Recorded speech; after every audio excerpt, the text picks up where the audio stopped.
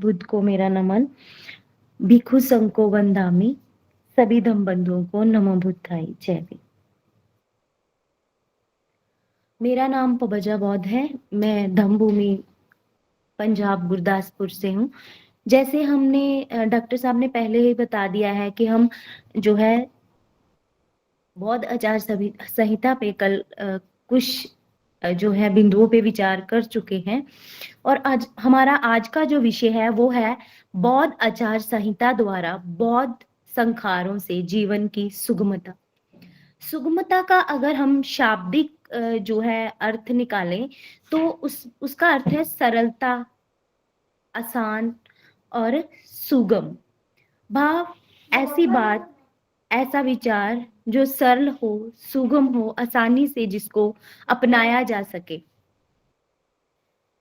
अगर धम्म के संदर्भ में बात करें तो तथागत का धम्म जो है वो बहुत ही सरल है, क्योंकि इसमें कोई जाति भेद नहीं है, वर्ग भेद नहीं है, कोई वर्ण भेद नहीं है, इसमें कोई कठिन दार्शनिक शब्द का जाल नहीं है, कोई ऐसा शब्द नहीं है जिसको तथागत ने अच्छे से हमें, जिसका वर्णन ना किया हो, हमें अच्छे से ना बताया गया हो। और कोई भी ऐसी बात नहीं है धम्म में जिसको घुमा फिरा के जो है हमें बताया गया हो या हमें किसी अंधविश्वास में डाला गया हो। इसलिए धम्म जो है एक सुगमता का मार्ग है, एक सुगम मार्ग है, सरल मार्ग है।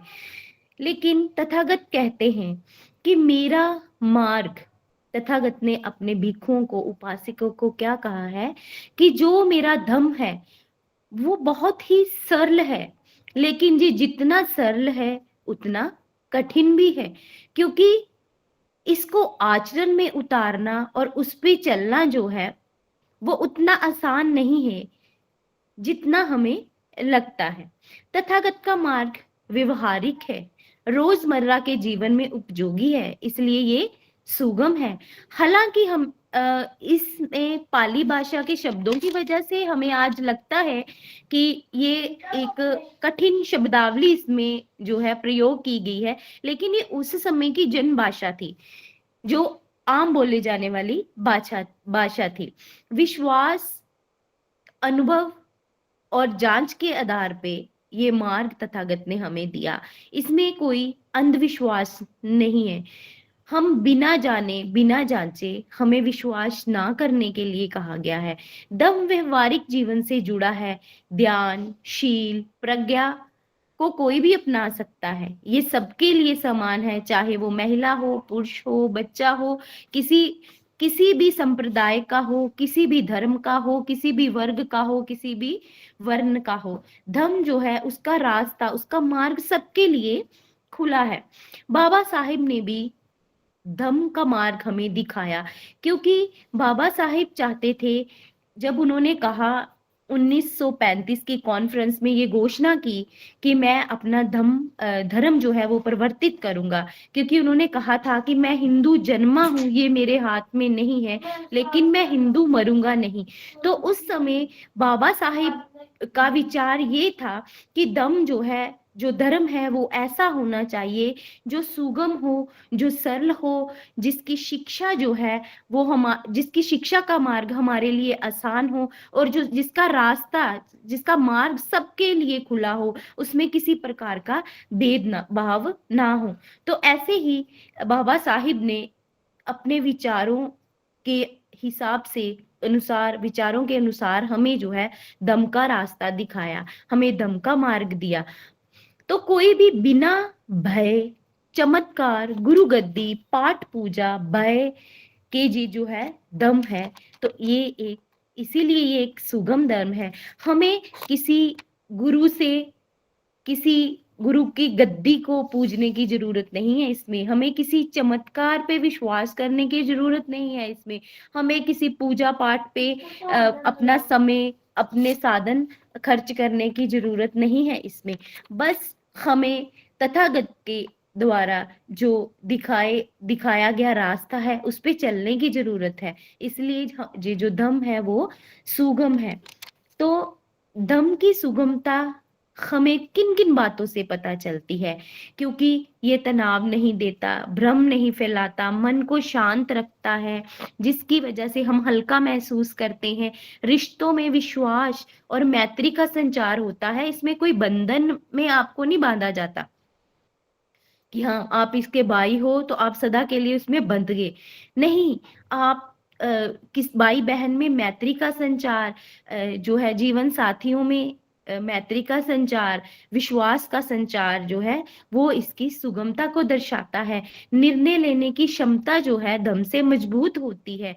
जीवन सरल और सुखकारी होता है, क्योंकि पंचशील की, जैसे हमने कल पंचशील पे चर्चा की, वैसे ही हमारे जीवन में जब हम पंचशीलों को उतारते हैं, तो जीवन सरल और सुखकारी होता है। तो इस तरह धम्म मनुष्य को मनुष्य से और एक मन को मन से जोड़ने का मार्ग है। दम मनुष्य को नैतिक बनाता है और नैतिक मनुष्य समाज को सुंदर बनाता है। तो बौद्ध आचार संहिता द्वारा जो संस्कार हैं, जो भी बौद्ध धर्म के अनुसार जो नियम है, जब हम उनका पालन करते हैं, तो धम्म अगर सुगम है, सरल है, तो उनके नियमों का पालन करके हमारा जीवन भी सुगम और सरल बन जाता है। हमारे दिमाग में जो हमारा दिमाग जो उलझा रहता है व्यर्थ की बातों में, हम ये कार्य है, किसकी सहायता लें, परिवार में बच्चे का जन्म हुआ है, परिवार में किसी की मृत्यु हो गई है, तो हम क्या करें? ये जो क्या करने वाला प्रश्न है, वो जो है बौद्ध आचार संहिता ने उसको खत्म कर दिया है। बौद्ध आचार संहिता में आपके प्रत्येक के जो है प्रश्न है, उनका जवाब है। देखिए, धम्म जीवन में कैसे उतारा जा सकता है? समय-समय पे हम जो संस्कार करवाते हैं, वह बौद्ध संहिता भाव बौद्ध धम्म के अनुसार अगर हम करवाएँ, तो उन नियमों की जो सार्थकता है, उनका भाव, उनको हम महसूस कर सकते हैं कि वो जो नियम है, वो कैसे सार्थक है। जीवन जो है जन्म से शुरू होता है और मृत्यु पे खत्म हो जाता है, और ये जो जन्म से लेके मृत्यु तक का समय है, इसमें अलग-अलग प्रकार के जो है संस्कार किए जाते हैं। इन दोनों के बीच में जो समय है, वो जो जीवन है, उन सम उस समय में जितने भी कार्य हम करते हैं, अगर वो सारे के सारे कार्य हम सरलता से, सुगमता से करना चाहते हैं, तो हम बहुत संहिता के अनुसार अगर करते हैं, तो हमारा जीवन जो है सरल होता है। तो हम जन्म संस्कार से जो है वो चर्चा शुरू करेंगे। जन्म के समय में होने वाले जो बौद्ध संस्कार हैं। देखिए, जन्म कब होता है? जब एक महिला गर्भवती होती है, तो उस समय 5 और 9 महीने के बीच, जब महिला को 5 महीने गर्भवती हुए हुए हो चुके होते हैं और 9 महीने तक भाव डिलीवरी तक जो संस्कार जो है ये किया जाता है, उसे गर्भ संस्कार कहते हैं। तो ये संस्कार क्यों किया जाता है? ये संस्कार इसलिए नहीं किया जाता। हम अक्सर देखते हैं कि जब एक महिला प्रेग्नेंट होती है, तो उसको अंधविश्वासों के चलते किसी डेरे पे, किसी बाबा के पास माथा रगड़ने के लिए लेके जाते हैं। जो घर की बड़ी बुजुर्ग महिलाएँ होती हैं, वो जो है उससे व्रत करवाती हैं, अलग-अलग तरह के पूजा पाठ करवाती हैं कि पुत्र ही पैदा हो। लेकिन बौद्ध धर्म में ऐसा कुछ नहीं है। ये संस्कार इसलिए करा जाता है ताकि आने वाला जो बालक-बालिका है, जो पुत्र-पुत्री है, वो हष्ट-पुष्ट हों, उनका स्वास्थ्य अच्छा हो, माँ का स्वास्थ्य अच्छा हो। तो इसमें पुत्र-पुत्री प्राप्ति की कोई भी किसी तरह की कामना जो है नहीं की जाती। जब ये गब्बम संस्कार किया जाता है, तो उस वक़्त जो भी संस्कार करता है वो पूरे परिवार में, जहाँ आपके प्रियजनों, रिश्तेदारों के बीच में जो है वो त्रिशरण पंचशील करता है, मंगल कामनाएँ करता है और साथ में बताता है बताते हैं कि हमें इस समय के दौरान कैसा आहार लेना है, हमें इस समय के दौरान कैसे गर्भवती महिला का जो है ध्यान रखना है, हमें इस समय के दौरान कैसे कपड़े पहनने हैं, हमारा वातावरण कैसा हो, और जो गर्भवती महिला है उसके लिए कोई भी तनाव का जो है माहौल जो है वो ना हो, कोई मानसिक तनाव वो महिला का ना हो, ताकि जो भी पुत्र-पुत्री है उसके उसके स्वास्थ्य पे कोई गलत प्रभाव ना पड़े। देखिए, इसमें सबसे बड़ी बात पुत्र पुत्री का भेद खत्म करना है। और एक महिला जो है मानसिक तनाव में इसीलिए रहती है अपनी गर्भावस्था के दौरान, क्योंकि उसमें उसके मन में ये डाल दिया जाता है कि पुत्र ही होना चाहिए। जो हमारे समाज की जो अपेक्षा है वो कहीं ना कहीं एक महिला के दिमाग में रहती है। तो ये गंभम संखार जो है उस चीज को सुगम करता है, सरल करता है। जब एक संखार करता सबके सामने ये बताते हैं कि ये गलत बात है, तथागत ने कहा है कि पुत्र पुत्री में कोई भेद नहीं है, हमें महिला पुरुष में किसी प्रकार का कोई भेद नहीं करना, तो वो जरा परिवार उस बात को समझता है और वो महिला को सपोर्ट करता है। इसके अलावा जो है कुछ रस्में ऐसी होती हैं जो नानी हाल जो नानी के घर से, मतलब लड़की के, गर्भवती महिला के जो मायके हैं उनकी तरफ से उपहारों की मांग की जाती है। तो बौद्ध धर्म में ऐसा कुछ नहीं है। तो जो अननेसेसरी लोड है, जहाँ उनको नीचा दिखाने का जो ये रस्में बनी हुई हैं वो उनको खत्म कर दिया गया है। तो देखिए कितना सरल है ये रास्ता। इसमें कुछ भी जो है घुमाकर नहीं कहा गया, कुछ भी मतलब फिशिंग नहीं है, मतलब सीधा सीधा बात करी गई है कि क्या क्या बच्चे के लिए जरूरी है, क्या क्या माँ के लिए जरूरी है, कैसा वातावरण हो, कैसा आहार हो, और कोई किसी प्रकार का कोई मानव में भेद नहीं हो। इसके आगे जब बच्चा जन्म ले लेता है तो उसका नामकरण संस्कार किया जाता है। जो नाम है वो बौद्ध रीति के अनुसार, भाव दम के अनुसार होता है। जो नाम है वो कैसा हो, नाम जो है, नाम शौर्य, धैर्य, ज्ञान, विवेक, दान, करुणा, मैत्री का, ऐसे गुणों को अ, दर्शाने वाला होना चाहिए। और ये माता पिता सर्वप्रथम तय करते हैं कि नाम कैसा हो। और उस समय जो भी रिश्तेदार भाई बहन इस संस्कार में पार्टिसिपेट करते हैं वो सुगेस्ट करते हैं कि नाम ऐसा हो, लेकिन फाइनल डिसीजन जो है वो माता पिता का होता है। तो इस नामकरण संस्कार के समय में भी किसी तरह का लेन देन नहीं होता, कोई जन्म भोज नहीं होता, और ना ही किसी प्रकार का किसी स्पेशल रिश्तेदार को कहा जाता है कि आपको ये लेके आना है, हमारी ये रीति है, या किसी प्रकार के किसी पंडित पुरोहित से नहीं पूछा जाता। और ना ही जो बच्चा पैदा हुआ है घर पे, चाहे वो पुत्र है पुत्री है, उसके ना ही कोई टीका काला लगाया जाता है, ना ही कोई धागा बांधा जाता है। लेकिन जो भारत में प्रचलन है, क्या करते हैं, हाथ से ही जो है मिट्टी की मूर्ति बनाते हैं, उसके आगे ही माथा टेकते हैं और बच्चे का नाम रखते हैं। फिर उस मिट्टी की जो मूर्ति बनाई होती है वो कभी इधर फेंकते हैं उसको, कभी उधर फेंकते, कभी पैरों में रखते हैं।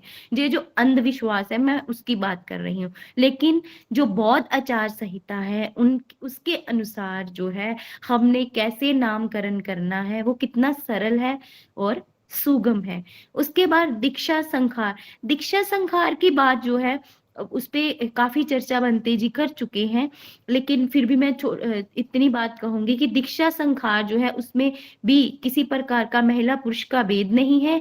और उसमें पंचशील, त्रिशरण पंचशील करवाया जाता है, मंगल गाथा करी जाती है, और सभी सदस्यों को जो बौद्ध आचार संहिता है, भाव बौद्धों के नियम है, उनके बारे में बताया जाता है। और इसमें भी अगर आप कर सकते हो, इस योग्य हो, तो आप इनवाइट कर सकते हो भोजन पे, अगर नहीं हो तो किसी भी प्रकार से आप बाध्य नहीं होते हो। उसके बाद आता है विजयरम संस्कार। भाव विद्यालय में प्रवेश करने से पहले जो संस्कार किया जाता है, शिक्षा मनुष्य के लिए अति आवश्यक है।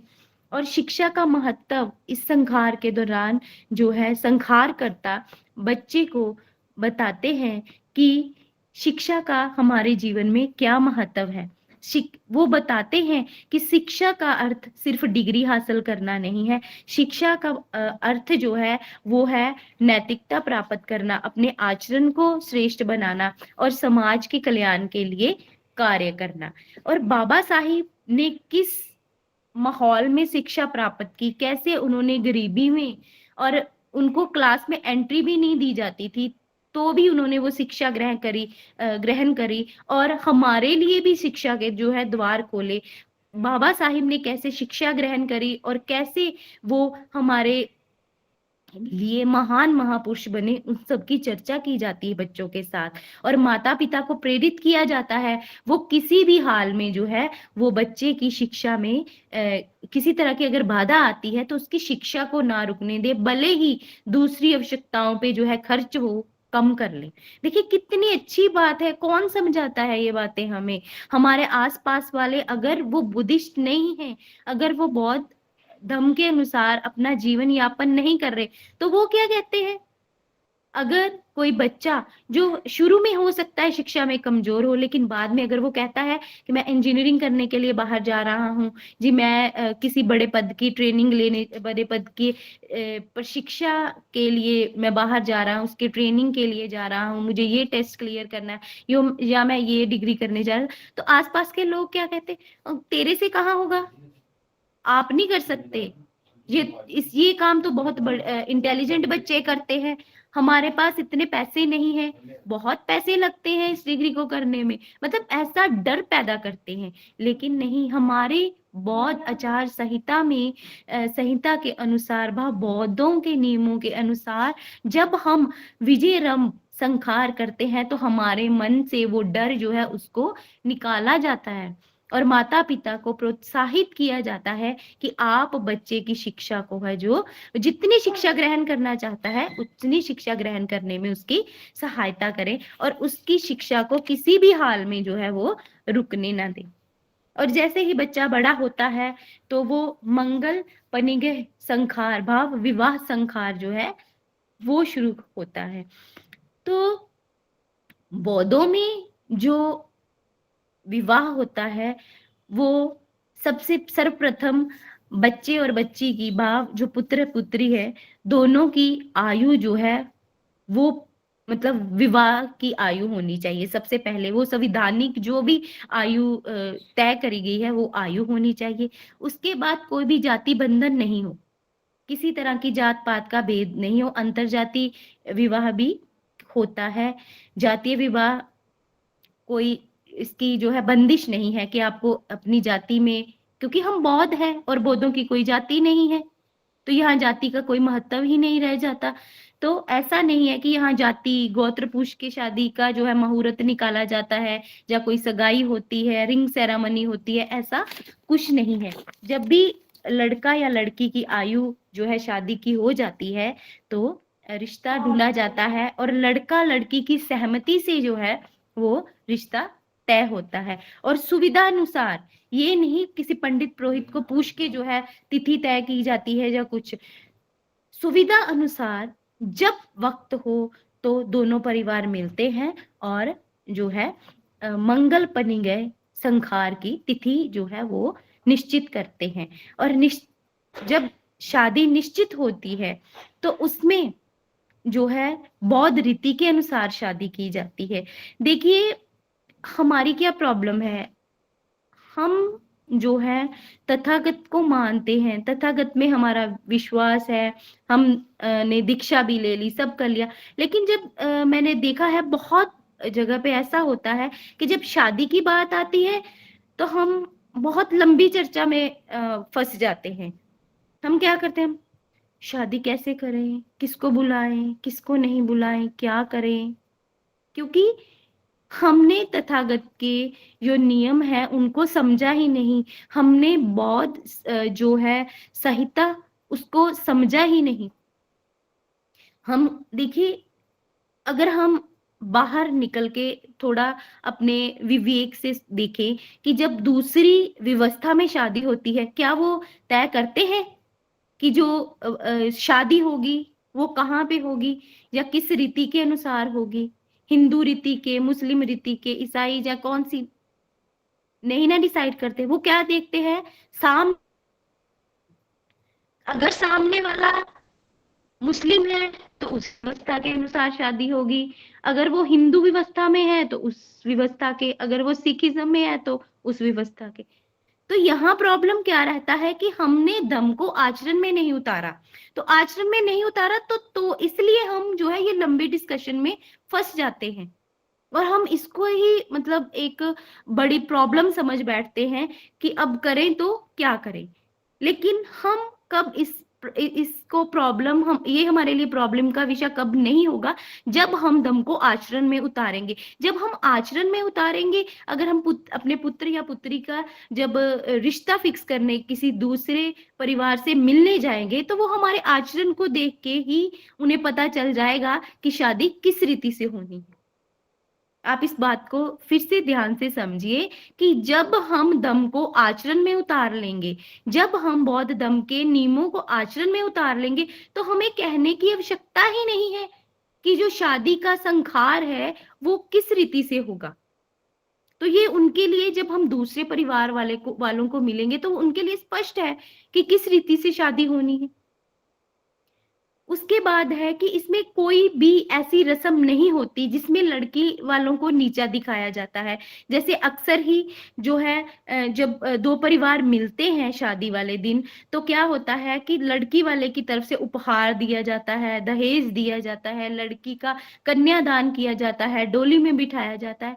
तो बहुत संखारों के अनुसार ऐसा कुछ भी नहीं होता, किसी भी तरह का ऐसा जैसे कुछ दिनों पहले जो तेल चढ़ाना, तेल उतारना, हल्दी की रस्म, ऐसी वैसी किसी प्रकार की कोई भी रस्म जो है वो नहीं की जाती। और सबसे बड़ी बात, चाहे कोई विधवा हो, चाहे संतानहीन हो, या किसी भी परिकार की महिला या पुरुष हो, सबको इस मंगल संखार में पार्टिसिपेट करने की इजाजत है, इसमें शामिल होने की इजाजत है।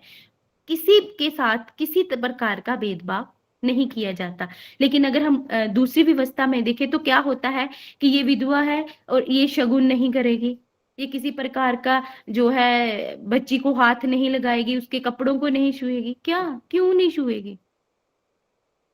तो जो बौद्ध धर्म ने इस चीज को बहुत स्पष्टता से कहा है, बहुत सरलता से कहा है, और किसी भी तरह का इसमें दिखावा जो है नहीं है, किसी भी तरह की कुरीतियां, दाज दहेज, ज्यादा खर्च नहीं है। और इसके अलावा जो सबसे बड़ी बात है, जो दूल्हा है वो दूसरी परंपरा में क्या करता है, सेहरा सेहरा लगा के आता है, सर पे सेहरा लगा के आता है, घोड़ी पे आता है, सुरमा पहन, वो सभी जो है गुलामी के प्रतीक है। जैसे कहते हैं कि पौराणिक समय में क्या था कि जब धावक आते थे हमारी महिलाओं और बहु बेटियों की इज्जत लूटने, उनको चुराने के लिए, वो चोरी चुपके रात को आते थे, घोड़े पे सवार होके तलवार लेके आते थे और हमारे घर की बहु बेटियों को उठा करके ले जाते थे। और जब वो वहां ले जाते थे, अपने पास रख लेते थे, तो उनको मजबूर किया जाता था, उनका शारीरिक शोषण किया जाता था, उनको उन पे व्यभिचार किया जाता था, उनको पीड़ित किया जाता था। और जब भी कोई उनका भाई, बाप, बेटा, कोई भी उनको बचाने जाता था, तो उसका सर जो है धड़ से अलग कर दिया जाता था, और वही जो खून है, वो ब्लड है उनका, उनके माथे पे लगा दिया जाता था कि जो भी तुझे बचाने वाला है वो तो खुद ही नहीं जिंदा, तो तू किसकी याद में जो है रो रही है, अब तुझे बचाने कोई नहीं आएगा, जो जैसा हम कहते हैं वैसा करो। तो जब वो मतलब यही जो सिंदूर सर में लगाने की परंपरा, जो कुरीति है, वो यही दर्शाती है कि जब एक लड़की ने माथे पे सिंदूर लगा लिया, भाव उसने ये मान लिया कि उसको बचाने वाला कोई नहीं है। वो जो माथे को लाल रंग से रंगना है ना, वो इसका ही प्रतीक है। उसके अलावा जब भाभियां जो है आंखों में सुरमा डाल देती हैं, जब लड़का घोड़ी पे बैठा होता है, वो किस चीज का प्रतीक है? जब हमारी महिलाओं को, बहु बेटियों को कोई अन्य व्यक्ति ले जाता था, और जब वो दोबारा से हमारी बहु बेटियों को उठाने के लिए आता था, जो पहले वहां है वो खुश होती थी कि हाँ, मेरी कोई बहन आएगी वहां से, मेरी कोई बेटी आएगी, मेरे जैसी आएगी, तो मैं उसके साथ जो है यहाँ पे खुश रहूंगी, क्योंकि मुझे वहां का पता चलेगा कि वहां का हाल चाल क्या है। तो वे खुशी से जो है वो आंखों में सुरमा डालती थी, जैसे हम अब इधर भाभियां डालती हैं। तो ये भी गलत रीति है, प्रतीक है। उसके बाद घोड़ी की जो है नथनी को पकड़ लेते हैं, उसकी रस्सी को पकड़ लेती है बहनें, वो इस चीज का प्रतीक है, क्योंकि पहले क्या था, पहले ये रिश्ते नातों में शादियां करना, बहन से भाई से, ऐसा कुछ बस महिला और पुरुष देखे जाते थे, और उनमें जो है शादियां होती थी और बच्चे पैदा होते थे। तो उसमें क्या होता था, जो बहनें थी वो पकड़ लेती थी घोड़ी को कि हाँ, अगर हम घर की महिलाएं इधर हैं तो आप दूसरी महिलाओं को उठाने के लिए क्यों जा रहे हो। तो ये सारी छोटी छोटी जो रस्में है ना, जो इन इन सब चीजों को दिखाती है, जिनको हम जश्न के रूप में मनाना हमने शुरू कर दिया है। लेकिन बौद्ध धर्म के अनुसार इन सब की मनाही है, इन सबको नकारा गया है, क्योंकि ये गलत कुरीतियां हैं, ये गलत रस्में हैं। तो हमें इनको जानना नहीं है। बस मैंने इसलिए बताया कि जो हम ये जो करते हैं रीतियां, इनको छोड़ें और अपनी परंपरा के अनुसार, अपनी बौद्ध रीति के अनुसार जो है अपना जीवन जिए। जो फालतू की जो है माथे रगड़ने इधर उधर, या लड़की के माता पिता पर अननेसेसरी बोझ डालना, वो बौद्ध रीतियों में बिल्कुल भी नहीं है।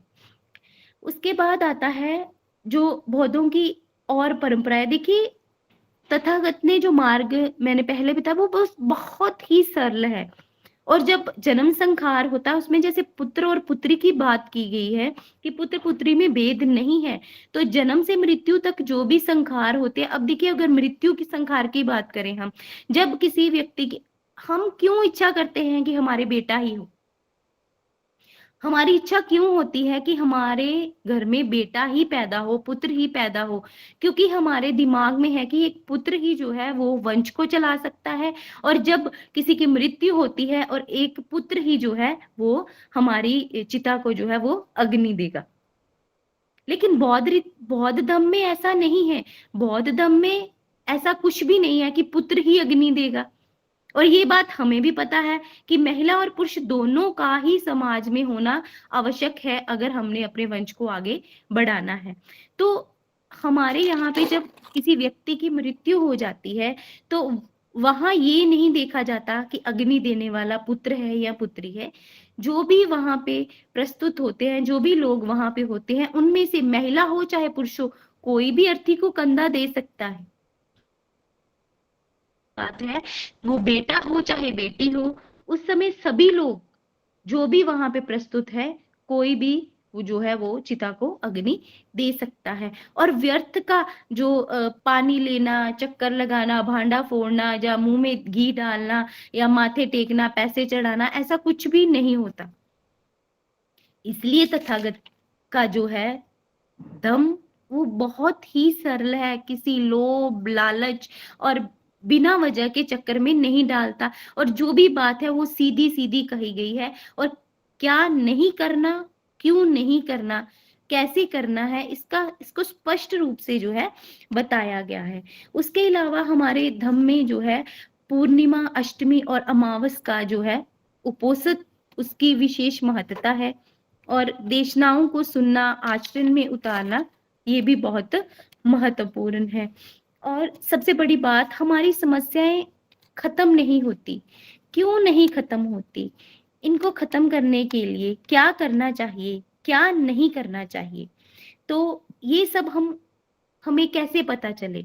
जब भी हम किसी दुविधा में होते हैं, बच्चा पैदा हुआ, मृत्यु हो गई, शादी है, या और भी अन्य सिचुएशंस, क्या करना है, क्या नहीं करना, हमें क्या करना है? हमें बहुत आचार संहिता को खोलना है, देखना है, और पता चल जाना है। हमें किसी भी महिला को ढूंढने की जरूरत नहीं है, किसी बड़े बुजुर्ग को ढूंढने की जरूरत नहीं है जो कि अंधविश्वासों में पड़ी हुई है, जो पहले से ही अंधविश्वासों में है। अगर हम उसके पास जाएंगे, उसका मशवरा लेंगे, वो तो हमें फिर से अंधविश्वासों में ही उलझा देगी। तो जब हम दम में प्रवेश करते हैं, तो सरलता इसी बात में है कि हम अपने घर में बहुत आचार संहिता रखें। जैसी सिचुएशन हो, कोई भी समय हो, उसको खोले, पढ़े, और अपनी समस्या का हल जो है हमें मिल जाएगा। हमें क्या करना है, क्या नहीं करना, हमें जो है पता चल जाएगा। और दम की विशेषता है इहिपासिको, अहिपासिको, भाव आओ और स्वयं देखो। हमें किसी को आपको रास्ता दिखाने की जरूरत नहीं है, आपने खुद दम में आना है और खुद रास्ता देखना है। दम अंधविश्वास नहीं है। स्वयं अनुभव करो, फिर स्वीकार करो। दम में आओ, जांच करो, विश्वास करो, आचरण में उतारो और स्वयं देखो कि आपका जीवन कैसे सुखमय हो जाता है। अपनायको अपनायको भाव अंतर की ओर ले जाने वाला भाव। दम जो है सिर्फ दिखावा नहीं है कि हमने मतलब ये कर लिया, वो कर लिया, वहां चले गए, सुबह वंदना की, शाम को वंदना कर ली, नहीं। दम जो है जब हम उसे आचरण में उतार लेते हैं तो ये हमारे भीतर मतलब अंतर मन को जो है स्वच्छ करता है, निर्मल करता है। दम हमें अंदर से जागरूक करता है, हमें विश्वासों से दूर करता है। और किसी भी स्थिति में अगर किसी प्रकार का अंधविश्वास फैला हुआ है, जहाँ हमारे साथ किसी भी प्रकार का अन्याय हो रहा है, तो उसके खिलाफ बोलने की, उससे लड़ने की प्रेरणा देता है।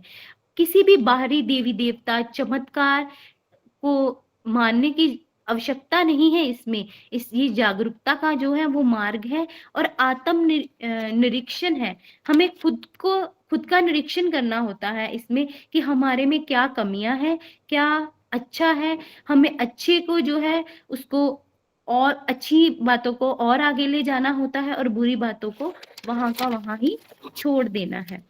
आगे है संदिग्धको। संदिग्धो भाव यही और अभी देखने योग्य भाव उसी वक्त जब हम अपने आचरण में शीलों को अपनाते हैं, जब हम अपना जीवन बौद्ध आचार संहिता के अनुसार देख जीते हैं, तो आप परिणाम जो है उसी वक्त प्राप्त करते हैं जो अगले जन्म में आपके काम नहीं आते। भाव कि हमें स्वर्ग नरक का जो है लालच वो दम में नहीं दिया गया। तथागत ने कहा है कि मैं जो है किसी भी आत्मा परमात्मा के होने या ना होने का दावा नहीं करता हूं। तो यही बात दम में है कि दम में किसी भी प्रकार का तथागत ने जैसे बताया है कि मैं आत्मा परमात्मा के होने या ना होने का दावा नहीं करता हूं।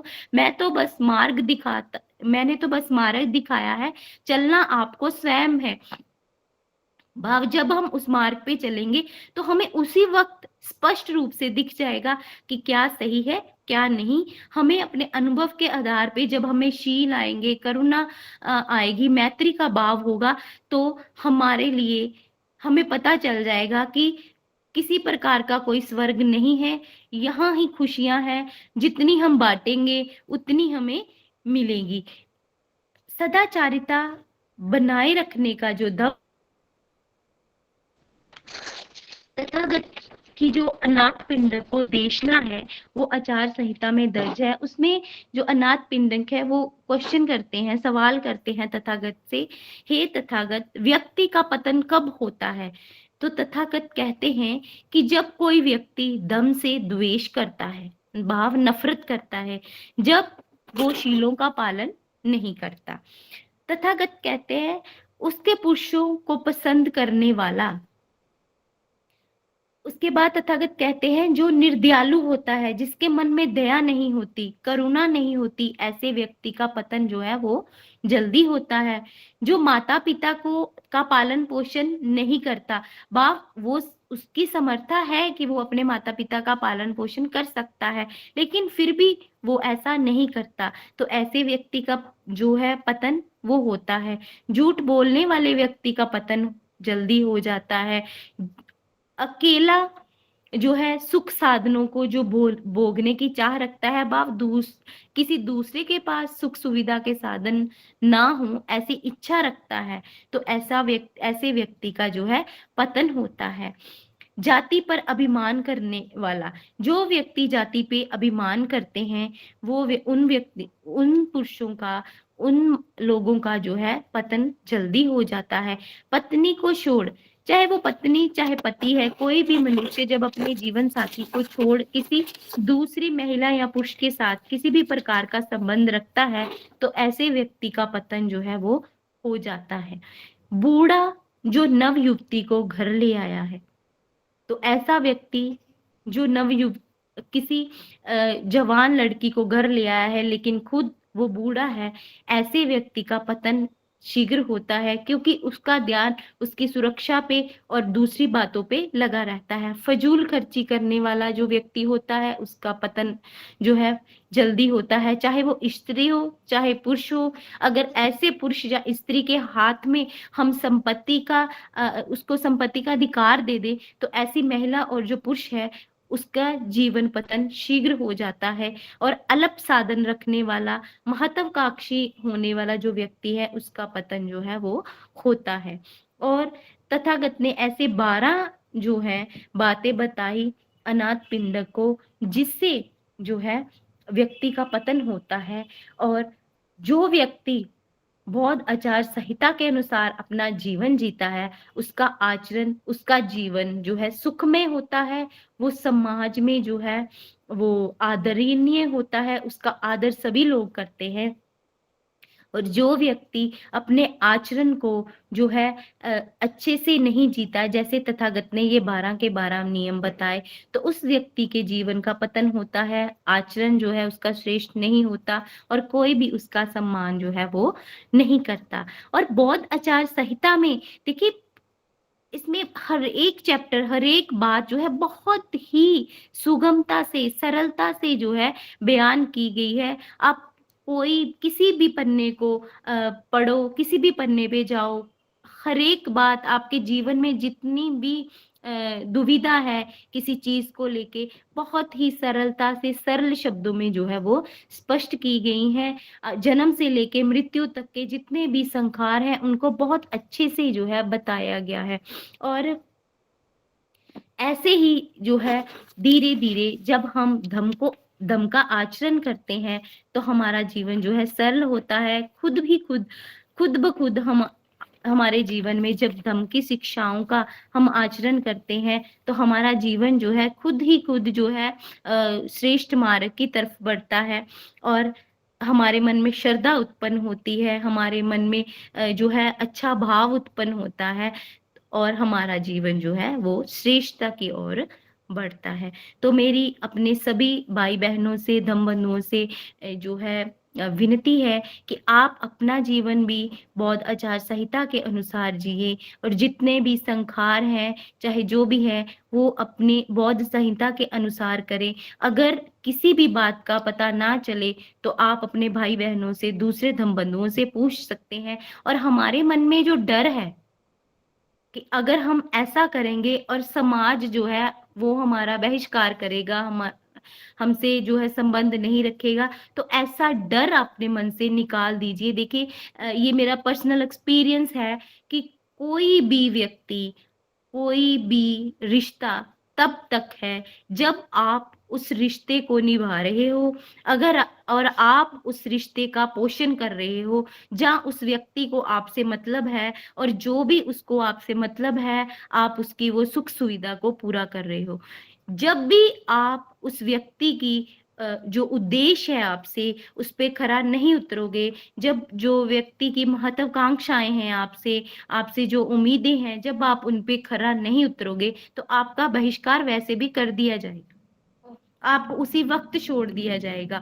और अगर आपके मन में ये डर है कि अगर अब हम दम में आए हैं, हम बंते जी को भी बंते जी की देशनाएं सुनते हैं, हम तथागत को भी मानते हैं, हम दम के अनुसार अपना जीवन भी जी रहे हैं, सुबह शाम वंदना कर रहे हैं, बौद्ध आचार संहिता के अनुसार हमने अपने संखार कर लिए हैं, लेकिन फिर भी आपके मन में ये जो डर है कि समाज हमारा बहिष्कार कर देगा, ये डर को आप अपने मन से निकाल दीजिए। जिस दिन आपने इस डर को अपने मन से निकाल दिया, उसी दिन आपका जो आचरण है वो जो है आप सरल हो जाएगा, आपका जीवन सरल हो जाएगा। देखिए, जिसने आपके साथ रहना है हर हालात में रहना है, और जिसने नहीं रहना, आप चाहे जितना भी उसकी प्रशंसा कर लो, उसका साथ दो, उसके जो भी वो चाहता है उसके लिए करो, अगर उसने आपके साथ नहीं रहना तो नहीं रहना। तो अब आपको क्या करना है, आपको अपना जीवन जो है वो धम के अनुसार जीना है। अगर आप चाहते हो कि मेरा कल्याण हो, अगर आप चाहते हो कि मेरा जीवन श्रेष्ठ हो, तो इन्हीं बातों के साथ मैं अपनी वाणी को विराम देती हूँ। महाकारुणिक बुद्ध को मेरा नमन, भिक्षु संघ को वंदामि, सभी धम बंधुओं को नमो बुद्धाय। जय भीम।